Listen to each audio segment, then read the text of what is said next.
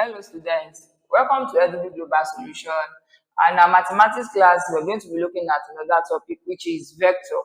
And under this class, we have our interactive content that serve as a guide for this class. We're going to be looking at translation of the y coordinate and the x coordinate. And we're going to be looking at additions and subtraction of vectors. We're going to be looking at multiplication of vector, position of vectors, and we have class activities that will even help us during the course of this teaching. Okay, so we want to look. The very first thing we're talking about vector, I believe, is a quantity that has both magnitude and what and direction. So under that, we're going to be looking at translation. How we're going to be moving an object from the y coordinate to x coordinate, and from the x coordinate to the y coordinate. Okay, so a translation, that is a slight movement, can be described using what? Using a column vector. Look at what we have here. Is an example of the column vector. We have 4 and 2. Okay, so a column vector describes the movement of an object in both the x direction and the y direction. And this direction of an arrow indicates the direction of what? Of the translation. So if you look at the picture we have here, we have our y-axis, we have our x-axis, and we have an object on this, and we are trying to tell us that this is point A, we have point B, and we have point C. So now we want to try to translate this given illustration here. If you look at this, this is a shape that has a point, 4 points, right? So we have point A, we have point B, we have point C, and we have point D. We can actually call this type of shape a trapezium.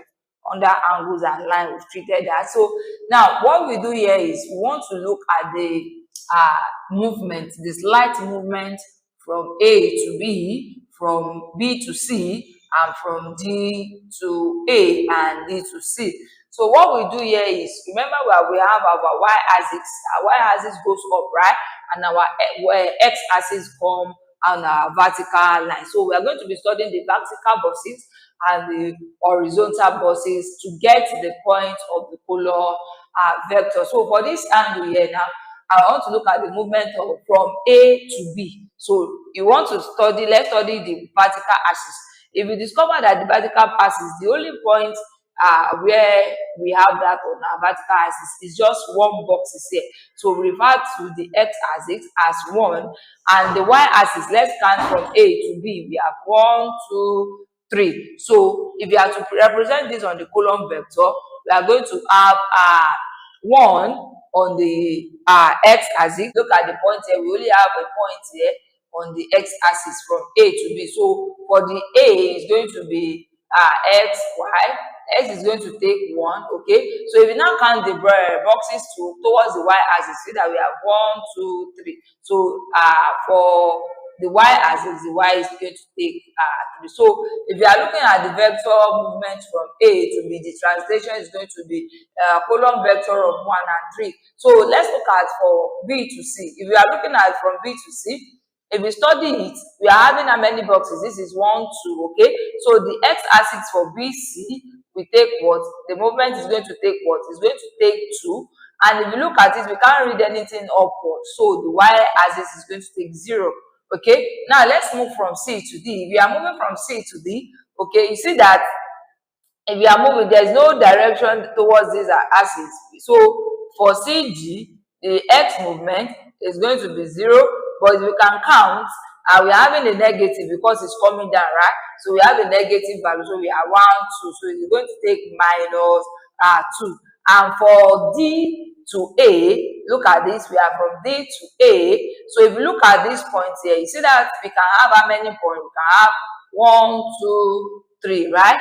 So the x-axis is going to be minus 3 because it's actually moving from D to A. So that's a negative direction.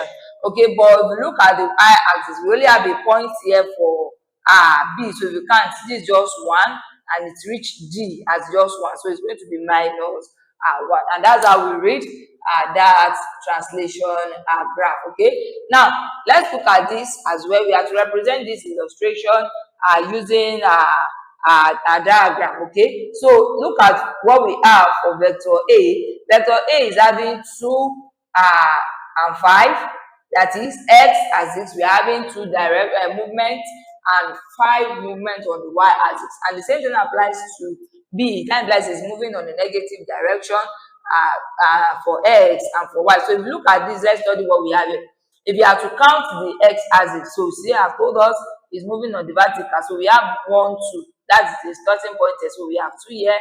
And for the y-axis, we have 1, 2, 3, 4, 5. So we have 5 there. Okay. Now for the b aspect, you see that we are having a negative. It's moving down. Look at this arrow.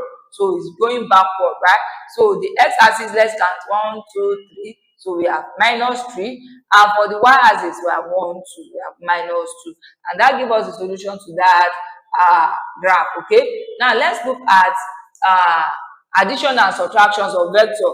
Vector can be added together and represented diagrammatically. Okay, the translation represented by A followed by B can be written as a single transformation, that is A plus B. So what we are trying to tell us is that we want to translate a given vector which has actually been represented, so we can represent it using the diagram. Okay, so for addition of a vector, we refer to a vector A and B as A plus B, and addition and subtraction of a vector, we refer to vector A and B as vector A minus B. And you see the illustration we have here. This is A plus B, B minus A, and A minus B. So if you see this B minus A, see that it's coming down. So the arrow is going to be taking a negative value, okay, because it's actually moving downward. Okay. Now, let's look at an example here. We want to add these two vectors in this diagram. Okay. So the very first thing for us to do is we need to read A and we need to read B. So we are going to be doing that. Then we drag the right answer into each boxes. Now for A, discover that if we look at it, we have how many boxes for the vertical? We have 2 boxes. So our X here is going to be what? It's going to be 2. Okay, that is for A, vector A. And the Y, let's count 1, 2, 3, 4, 5. The Y is going to be 5. That is for vector A, okay? Now for vector B, what's the point for the X? If you look at the diagram, we have 1, 2, 3. But remember, it is moving downward, so it's going to be taking what? A negative value. So we have -3. And let's count on the y-axis. We have 1, 2, so we have -2. I think the same thing applies to the second vector here. So what we just need to do is what? We pick the first one. Let's add A plus B, and let's see what we are going to have. That is 2 plus -3, then 5 plus -2. Okay, so 2 plus -3, the plus minus will give us what? Will give us minus. So we have 2 minus 3, that gives us -1, right? Then 5 minus 2, that gives us 3. So A plus B will give us -1 and 3. Okay, now if you look at A minus B, so we have it to be what? 2 minus -3. Okay, then we have 5 minus what? 2, right? So if we have that, then we can have minus will give us plus. So that is 2 plus 3 will give us 5. Okay, now 5 minus -2, that is minus will give us plus. So 5 plus 2 will give us 7. So for this negative value, we are going to be having 5 for the x-axis and 7 for the y-axis. So let's fix the right answer into the boxes and let's see what we have. So for the positive value, we are going to be having this, okay, as our answer, and for the negative, we are going to be having this as our answer. So let's check. Right, we are cool. That is good of us. Now let's look at, we want to look at multiplying vectors by a scalar. So when you're talking about a scalar, basically a scalar is a quantity that have a magnitude without direction. Okay, so in this aspect here, we are going to be using numbers, a specific number, it's a quantity to multiply vector. So for this first one here, look at it, we have vector A to be 1 and 2. That is, on our x-axis, we have 1, look at the point here, and on the y-axis, we have 1, 2, so we have 2. So if we want to multiply with a scalar of 2, so it's going to be 2 multiplied by 1, that is 2, so we have 2. Then 2 multiplied by 2, that is what? 4. So if you want to draw that on the graph, so we can have our x-axis now to be what? 1, 2, and the y-axis is going to be 1, 2, 3, and 4. So that gives us the solution to that vector. Okay, now let's look at this as well. we want to drag the right answer into the boxes. We have to study this illustration together and we get a valid answer. So the vector 2 on the x-axis and 4 on the y-axis. So we have to express the vector B, C, D, and E in terms of what? Of A. So now you look at A here. You see we have 1, 2 on the x-axis and 1, 2, 3, 4 on the y-axis. So let's want to represent B, C, D, and E in terms of A. Okay. So now let's look at B.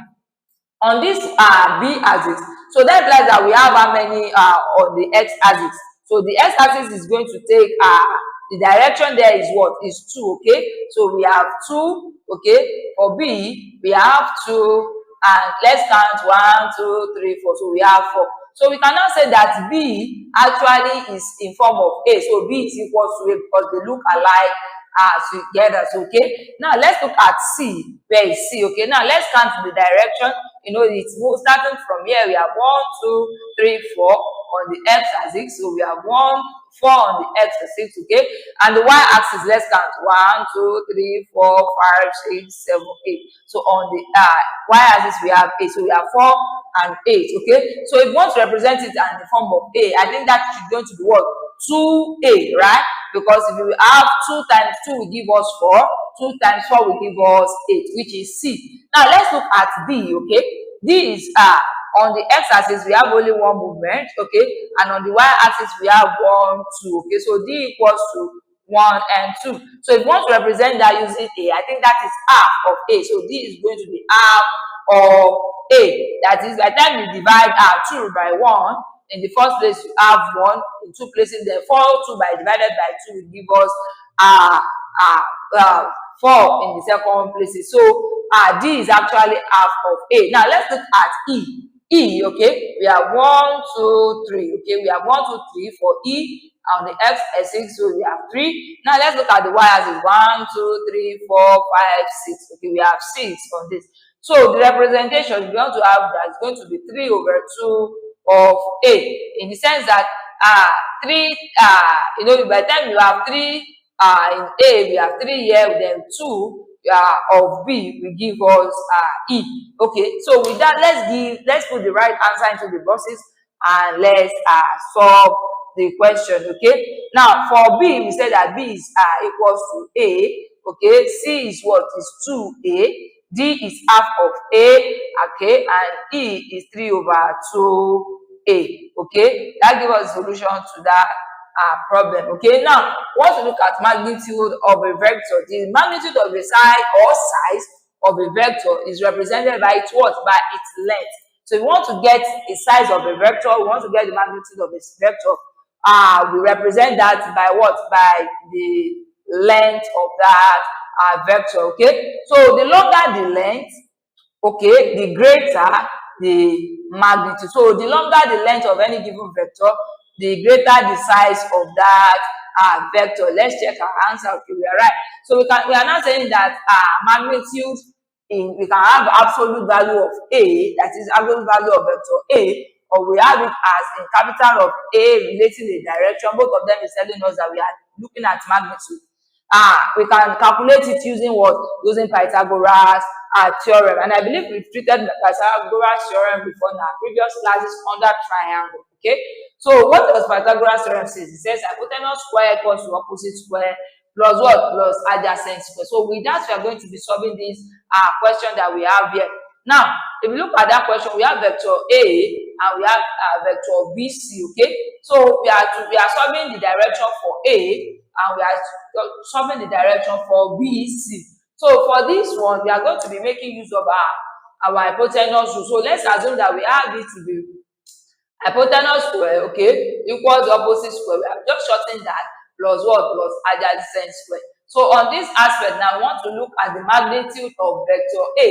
So it's going to be what? It's going to be square root of, okay, you know, it's just like you have this square and you want to remove square. What do? You find the square root of both sides, so you need to cancel each other. So that's why we are introducing square roots here. So we have square root of 3 square plus 4 square. So what is 3 square? That is 3 times 3, which is 9.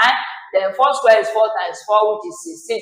Now 9 plus 16 will give us 25, right? But remember we have square root and we have the magnitude value magnitude of vector A, okay? So square root of 25 will give us what? Square root of 25 will give us 5. So that implies that the size of vector A, that is with the length, is what? Is 5. Now let's calculate for the second one, which is B, okay, C. We are still using Pythagoras rule, so it's going to be we have minus 6 all square, okay, plus 8 all square. Now we want to remove the square. What we just need to do is we have the square root, so square will cancel the square root, so we have magnitude vector of BC to be what? Square root of, okay, minus 6 times minus 6, that is 36, plus, okay, 8 times 8 will give us 64, right? So we have a magnitude of BC to be square root of, where is 36 plus 64 will give us 100. Okay, so we have square root of 100 giving us the magnitude of BC, that is the direction or the size of the vector BC.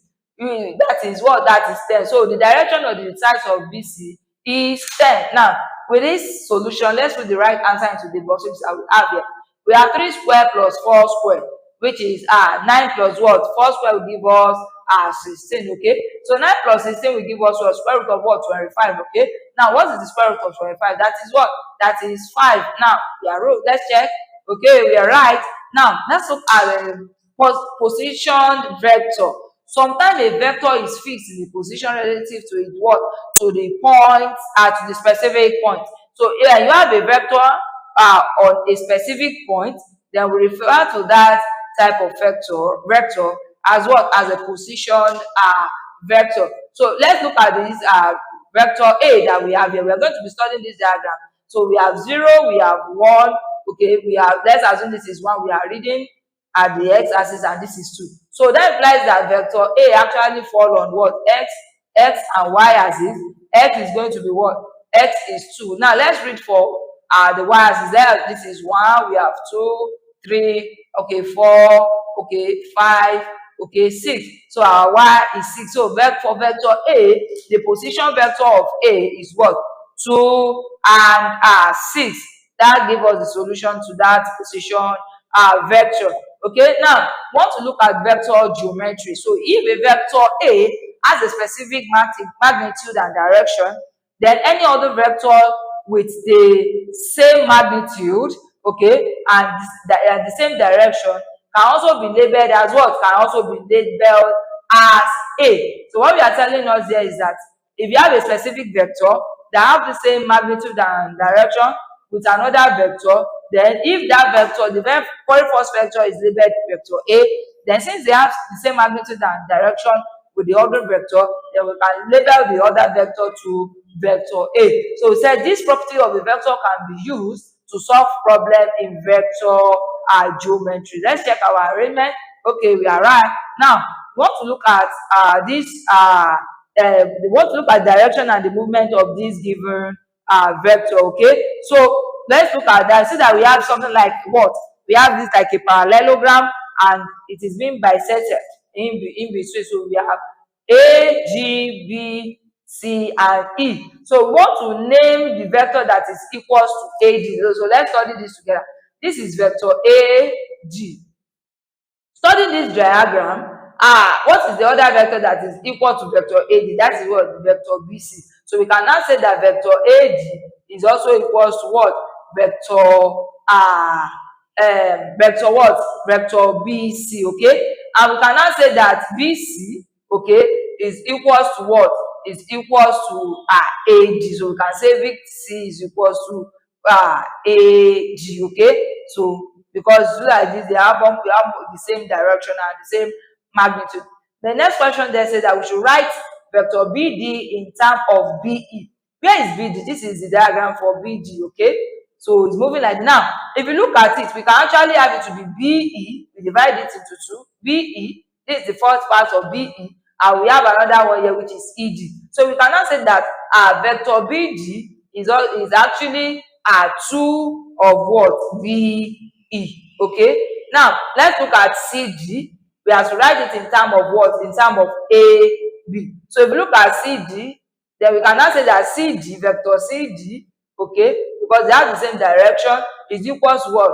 Vector BA. So if you want to have it the other way around, then that is going to be taking the negative direction, that is the arrow changes, okay? So you are now going to be having to be minus vector AB. Okay, this takes us to the end of our class. We want you to subscribe to our channel www.edubbey.com for the full interactive content of this class. Thank you.